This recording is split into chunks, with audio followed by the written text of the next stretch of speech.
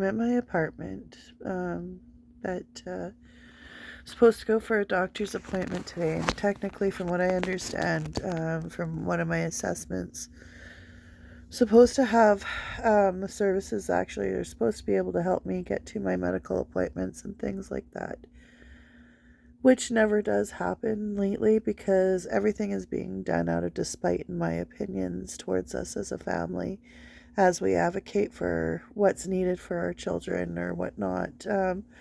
I've asked 8 months ago for therapy for me and my youngest, to help us work on the relationship with all the damage that's been done from this whole situation. Never happened. Um, you know, it's been a gong show. They took my oldest daughter and never even took her care plan into consideration when they took her. I handed it to a supervisor, but you have people that take a medical child they have no knowledge about. So they didn't even know what the care plan was. Like, they didn't even understand that that was her lifeline. Nobody followed her care plan. Nobody tried to understand. They just got a court order, rushed it through, took the kid, put her in the system, nearly killed my child, and never told the courts at all that there's a difference. They said she has a pneumonia, but they never stated that she had an aspirated pneumonia. Now I'll explain it. Aspirated pneumonia is fluids in the lungs. A viral pneumonia is like when you get a cold and it gets passed on from someone giving you a kiss or coughing on you and gets passed on to person. So anyways, as my headache has been settling, I thought I would start this video, and I was going to start it differently, like we were going to cook something. But they take my child. She drowns in both her lungs. She aspirates in both her lungs, so fluid builds up in both her lungs. She ended up needing a chest tube in her right lung. I get told that they have apologies. How often do you cough your daughter? And blah, blah, blah. Well, I cough her when she needs it, and I usually check by hand. I can't hear with the stethoscope, so I feel the vibrations of the chest. I can tell if it's the upper lobe or center lobe, or if her lung is collapsed or slightly decreased or whatnot by my hand. So then I cough her by hand, and with a ampu bag I can cough her. I have learned over the years because the hospital she was at, Muscular Dystrophy, had donated what they call a cough assist to help her assist cough, because obviously muscle weakness, she's not going to have the capacity to cough. So they donated this device, and they donated it to the hospital where she was at because we were staying there a long period of time while we were trying to maintain and learn the management of it, SMA protocols. But the hospital received it and put it on the shelf and refused to give us this cough assist machine that was donated and paid for by Muscular Dystrophy. So eventually, 2 years later, after I've already learned a system of how to cough her, when to cough her, we finally get the cough assist after Muscular Dystrophy wrote a letter to the hospital to demand her personal equipment back that was donated to her, that is actually part of a protocol for SMA management and part of their life-saving device.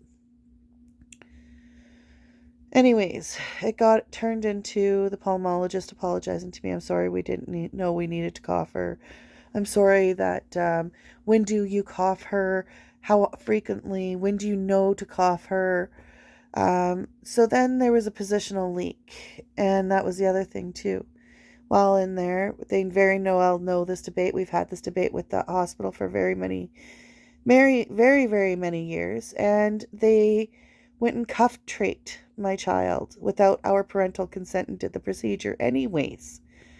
After we have spoken to teams who said it's a positional leak, no matter how many times, if we cuff her, it's not going to make a difference. She's going to continue with this leak because it's positional.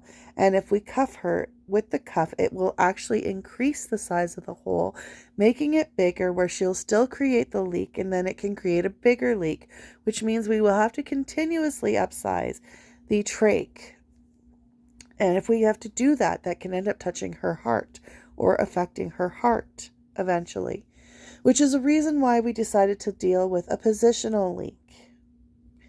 So they cuff trached my daughter, took her voice away, on top of cuff traching her and taking her voice away. They've taken her online education away. She was going to school, being a part of education. We were trying to work on everything. In the beginning, we had the GRIP program, which was amazing for her success, everything. So they took that away, and I've had to fight on the news. If I could put up her name right now and I tell you Google search it, you'll Google search it and see I've had to fight for oxygens, her rights of having oxygen in the home, and her rights to have, be a part of, oh my goodness, I'm sorry guys, be a part of the educational team. I'm starting to feel better, but my head's like still, I had to take a Tylenol for this, and anyway.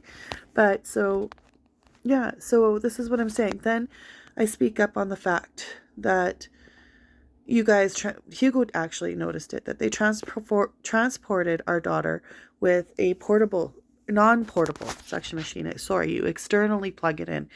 So during transportation, she's supposed to have a portable suction machine, but they took her with an external, and not anybody realized this. Hugo realized it at her Speranza treatment. Brings it up. We bring it up at the facility that her filter needs to be changed on her other machine. It's not broken. It just needs a different filter. Well, instead, now this machine has disappeared. All of a sudden it's gone. And she has this other machine, and I want her other machine back because that's her personal property, and I want it fixed because they are supposed to maintain her equipment, but they have taken it away from her bedside on top of that. So we are losing her good bedside suction machine because I don't know what they did with it. Anyways, they didn't have the filter for this machine. So you have my daughter's life-saving equipment and supplies, but you don't have the filter yet because you would have to order that. Oh, I see. And that's what they said. So then I lose 2 months of visitations with my daughters. I had to do virtual visits. I get treated like a criminal for speaking up and advocating. Plus a kid was sitting in his chair, his ear was flipped in on the bar, and we mentioned that as well. So last Friday, I go and I do my visit. They're trying to get the nurse's attention, who was supposed to have my daughter ready for our visit, but didn't. And the nurse let go of a wheelchair and didn't put the locks on the chair, and the child started heading towards a door, a trached child, and started heading towards the door, and I had to put my foot out abruptly in front of the social worker and stop the child from hitting the door. You think that's going to be noted and said to the courts, Mom had to fix another error at the hospital? No. Do you think all the errors I fixed on Mother's Day are going to be noted for the courts? That, from 1 o'clock in the morning till 1 o'clock in the afternoon, when Mom walks in, her daughter is stabilized when Mom walks in for the visit within 15 minutes of the visit, within that hour of Mother's Day. Think any of that's going to be charted? No. But in the courts, Mom's a monster, Mom's yells, Mom is crazy. And I will admit there are some things that are my fault, yes, and that I need to work on. But when you get pushed and pushed and pushed and pushed, and as medical parents, you get pushed against each other, played against each other nonstop. Look at Take Care of Mia, Netflix. Look at that movie. It's exactly what happens to Hugo and I. Plus, there's other influences in our relationship. Of course, we're in a blended family, which makes it even more difficult for us. He has an old relationship. I have an old relationship. We have kids from each of those relationships. So it makes it difficult for the family as it is. Then our first child is high medical needs. Our second child, medical needs, but passes away on Father's Day due to the fact that, we brought our son in twice. I get called a hypochondriac. Hugo believes the doctor, and our son passes away on Father's Day. Try to figure out a relationship from that alone. So my trust is diminished to this day. And to this day, I have trust issues. It's a lot for our family to take in. But the criminal damages that are being done to our family is incredible. I ask for help and support and therapy with my youngest. I get nothing. But my youngest tells me she can threaten me with her lawyer, or she can say that if they make her believe that I need punishment, then she will cancel my visits and say that it's punishment for my punishment of my actions. When I'm trying to figure out why my daughter panics when I try to apologize for something that happened, but she was told something completely different by the worker. And so in my daughter's head, it's a whole complete different version, and I'm wrong, and the worker is right. But the truth is, the worker lied to my child, which caused conflict again in our relationship. And this is constant. They manipulate and everything. It's unbelievable what they accuse, what they do, the way they twist things and chart it from the actual event. Years and years and years of it. People say they have trauma and things like that. Never step forward because they're afraid to lose their job, lose their license, all this stuff. I lost everything. Tell me where in Canada there is justice in our health system. Oh, you guys get free health care. You get this, you get that. Guess what? There's so much corruption in your health care from your country to my country. And it's not funny. It's something I've been disputing since I was 19 years old. Show up in my scrubs, happy to show up at work. Everybody being fed at the tables, and they separate the men and women. Okay, let's take all the men to the tub room. Let's pot them. So they all sit in commodes in a circle, side by side. How would you feel? Sitting on a commode, doing your business side by your old neighbor or old coffee buddy or your sister or brother at that age, and being stood up and having to be wiped in front of everybody. It was like circle of them side by side. And this is how they dealt with human beings, seniors who built our railroads before us, seniors who built our housings and our confectionaries and our, who had built our establishments. Guys, I had a phone call. So I'm talking about people, the human rights of care. So as for what my daughter was told, my youngest daughter, I apologized because they canceled her visit with her father on something, and they had told her something else about why they canceled the visit. And when I was telling her, I'm sorry, and she's like, that's not why, Mom, that's not why. They told me this is why, and I know that's, and she's like, they're nice people and they wouldn't lie to me, and that's not true, and blah blah blah. And I was like, no, it was canceled because they canceled it, and they're like, oh, and anyway, she didn't believe me. She went into a panic, and she says, we can't, we have to make this good, Mom. We have to make it good, and you have to make sure we're good. We just got this privilege, and, we're just able to start swimming again, and and pretty soon I can go home and live with you, and I don't care if it's going to be with you or Dad. I don't care anymore. And she said this to me, and then the next day we have a JDR. JDR comes along. Sorry, the day after this, there was a day with her father, then a day with the JDR. And anyway, so go to the JDR. I get told that now my daughter doesn't want to live with me anymore, and all this stuff. And anyways, I was like, wow, okay.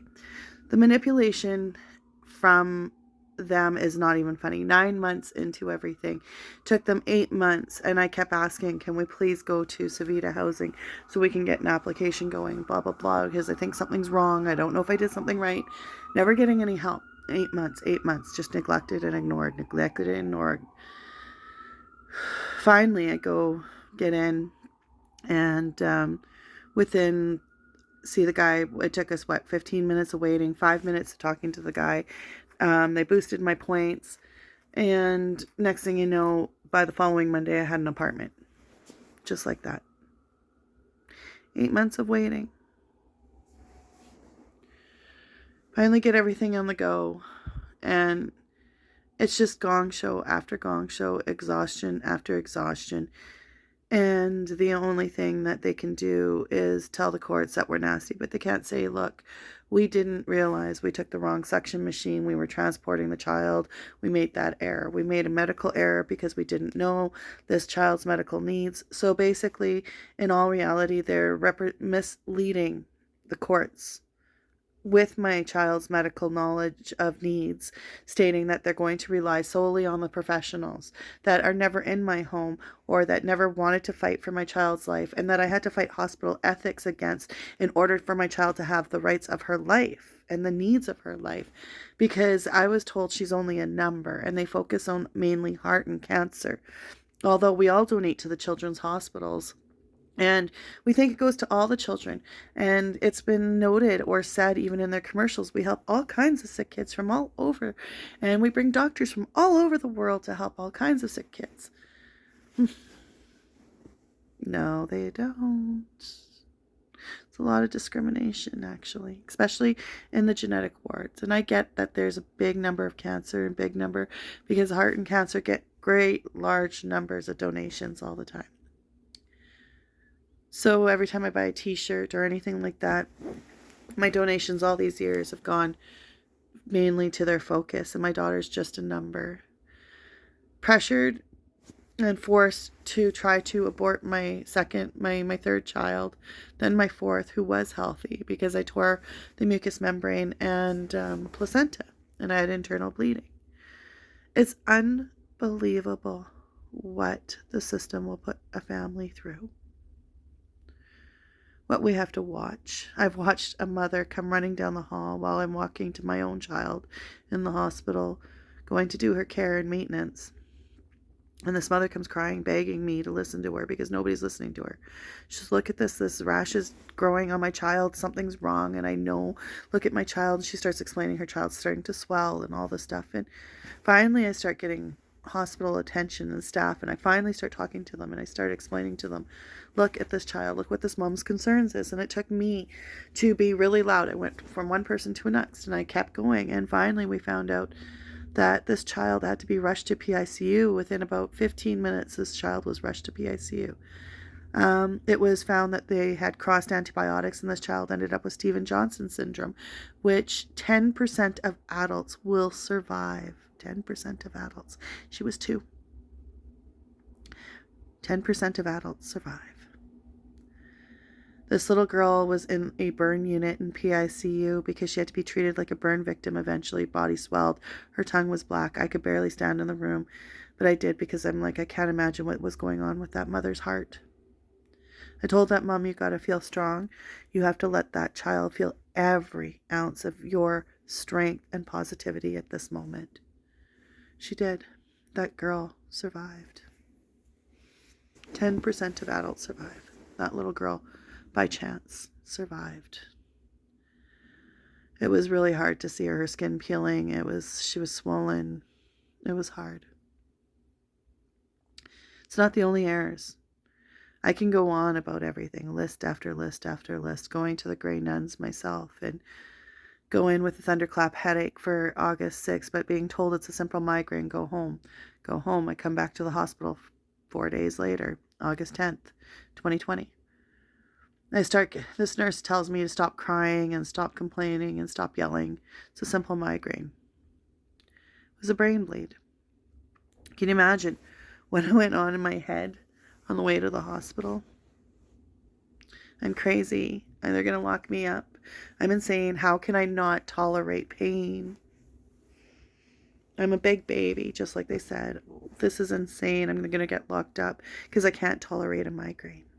I went on the whole way there. My family, everything, and my family just hates me, and I'm insane. They're going to lock me up. Like, so much processed in my head. The amount of mental damages from our system in 15 years just alone. And now what the suffering of what my family is suffering now in just 9 months from the lack of support and being an advocate and doing what you can do for your child. And the system just keeps pushing you down and pushing you down and pushing you down and pushing you down and just hope you'll disappear. Anyways, guys, hit like, hit subscribe, keep following us because they want me to shut up. They don't want me to say anything. They want to lock me up. They want me to basically be gagged on everything and not be speaking about what's happening in the systems, no recordings, all that stuff. They want it very hushed and under the carpet. And human rights, we need to start defying that, finding out what is human rights at this point. Because in my opinion, there's too many brown envelopes taking over the human rights.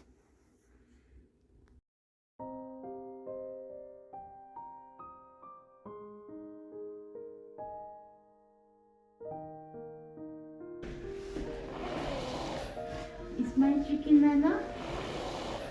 If I woke up without you, I don't know what I That's would do. okay. Thought it could be take on forever till I met you. Usually don't be falling This is fast. You why got we a ended up way doing a of cuff leaving, trach, coming back to was to back. I prevent just these found leaks out the only that reason that caused you and create loved bigger me holes when was you to cuffed get them, back at which your caused bigger ex-lover. But problems later before on you down the road. leave, usually I would never even care. Baby, I know she creeping. I feel it in the air. Every night and Yeah, every it's loud. day, I try Mm-hmm. to make you stay, but your savage love did somebody break your heart? Looking like an angel, but you're sad.